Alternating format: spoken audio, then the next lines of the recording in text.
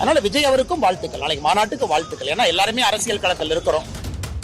தமிழகத்துல எல்லோரும் மாநாடு நடத்துவதற்கு உரிமை இருக்கு, மாநாடு நடத்தட்டும். இந்திய ஜனநாயகத்துல மக்களுக்கும் ஒரு நம்பிக்கை வரணும்ல. நான் ஓட்டு போட்டவங்க தப்பு பண்ணா சிறைக்கு போறாங்க, தப்பு பண்ணா அமைச்சரா இருக்க மாட்டாங்கிற மக்களுக்கும் நம்பிக்கை கொடுக்கணும். அதுவும் ஜனநாயகத்துல முக்கியமான ஒரு பங்கு. இப்போ பொய் வழக்குகள் நிறைய புனையப்படுறதை எதிர்கட்சிகள் சொல்றாங்க. இடி போன்ற ரைடுகள்ல குறிப்பா செந்தில் பாலாஜி எல்லாம் அவரெல்லாம் கைது செய்யப்பட்டு இப்ப வெளியே இருக்கிற சூழல். ஆனா இந்த மாதிரி ஒரு சட்டம் இருக்கிறது எதிர்காலத்துல உங்களுக்கே கூட அண்ணா நீங்க பாருங்கன்னா கரெக்ட் ஒத்துக்கிறேன். அதனாலதான் பிரதமர் என்கின்ற வார்த்தையை பயன்படுத்துறாங்க, கவுன்சில் ஆஃப் மினிஸ்டர்ஸ் பயன்படுத்துறாங்க, முதலமைச்சர் பயன்படுத்துறாங்க, எல்லோரையுமே உள்ள கொண்டு வந்திருக்கிறாங்க. அது யாரையுமே விட்டு வைக்கவில்லை. யாரெல்லாம் பதவி பிரமாணம் எடுத்து செஞ்ச பதவியில் இருக்கிறாங்களோ எல்லோருக்கும் பொருந்தும். இரண்டாவது, நீங்க சொன்ன எல்லா நபர்களுமே கோர்ட்ல எங்கேயுமே உங்கள் நிரபராதி கிடையாது. கைது செய்யப்பட்ட உடனே பெயிலுக்கு மூவ் பண்றாங்க. பெயில் உங்களுக்கு தெரியும் 12 நாள் 13 நாள்ல கிடைக்கும். அதனாலதான் 31 நாள் அப்படிங்கிற ஒரு நாளை பயன்படுத்துறாங்க. கைது பண்ண உடனே லெப்டினன்ட் கவர்னர் பதவியிலிருந்து நீக்கணும் அப்படி சொன்னா நீங்க அண்ணன் சொல்ற வாதத்திற்கு ஒரு வாதம் இருப்பதாக நான் பார்க்கின்றேன். ஆனா பதவி நீங்க கைது செய்யப்பட்ட பிறகு 31 நாள் அப்படிங்கும் பொழுது நீங்க கோர்ட்ல 2 முறை பெயிலுக்கு போயிருப்பீங்க. லோவர் கோர்ட்ல ஒரு பெயிலுக்கு போயிருப்பீங்க, அப்பீல் ஒரு பெயிலுக்கு போயிருப்பீங்க.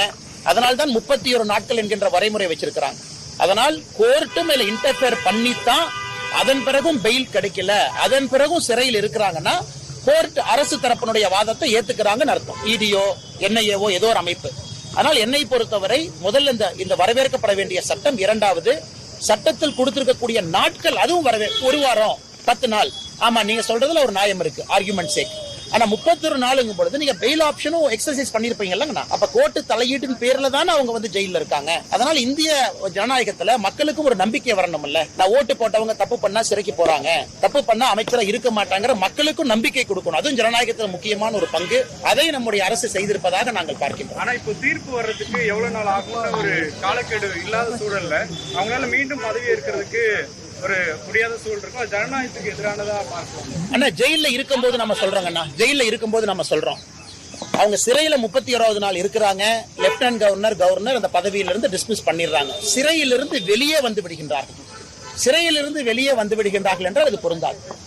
இது எப்பனா ஒரு மினிஸ்டர் சிறையிலேயே 1 வருஷம் இருக்கிறாங்க. ஆம் ஆத்மி கட்சியில ஒருத்தர் இருந்தார், 1.5 வருஷம் இருந்தார். தமிழ்நாட்டுல இங்க திமுக ஆட்சியில் ஒரு அமைச்சர் ரொம்ப நாள் ஜெயில இருந்தார், 8-9 மாசம் இருந்தாங்க. அதுக்கப்புறம் தான் நீக்கினாங்க. அவர்களுக்கான சட்டம் இது. நீங்க பெயில்ல வெளியே வந்துடுறீங்க, அதன் பிறகு இந்த சட்டம் பொருந்தாது இல்லைங்கண்ணா.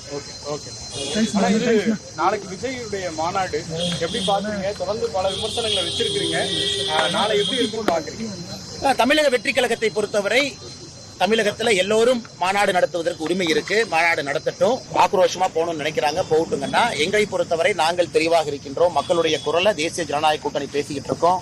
திராவிட முன்னேற்ற கழகத்திற்கு மாற்று ஆட்சியிலிருந்து இறக்கிய பிறகு தேசிய ஜனநாயக கூட்டணி அமரும் என்பதை மக்கள் பேச ஆரம்பிச்சுட்டாங்க. அதனால விஜய் அவருக்கும் வாழ்த்துக்கள், நாளைக்கு மாநாட்டுக்கு வாழ்த்துக்கள். ஏன்னா எல்லாருமே அரசியல் களத்தில் இருக்கிறோம். ஆனால் மக்கள் எங்களுடைய சித்தாந்தத்தையும் எங்களுடைய கொள்கையும் அதிகமாக நம்புவார்கள் என்கின்ற நம்பிக்கை எங்களுக்கு இருக்கு.